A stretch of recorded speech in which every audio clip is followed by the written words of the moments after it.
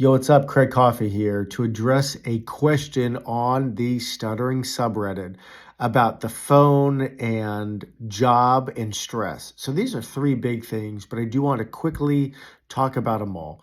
About the phone, it's hard. The phone was very hard for me too. And for a lot of us, the phone has this deep-seated bad emotion where we just have worry and stress, and I get it. And the thing I'd say is the mood you start the call. Look, so let me take a step back.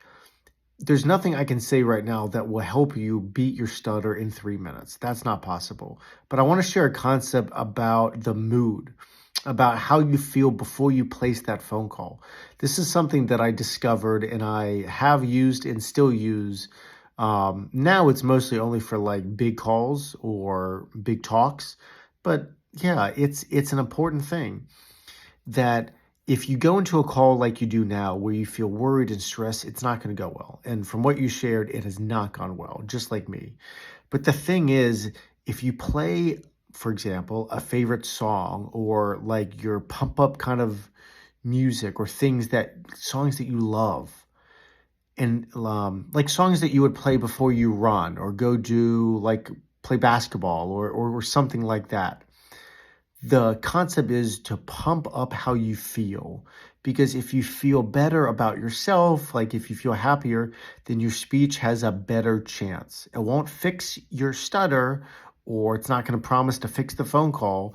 But when you go into a phone call and you feel so small and really timid, they go shitty. The calls go bad. But when you feel better about yourself and have a little confidence, or you feel good because you just played some of your favorite songs, then you'll start the conversation off not being 2 inches tall. Now, you might be 4 inches or like a foot tall, but you will feel better about yourself. This is something that's real.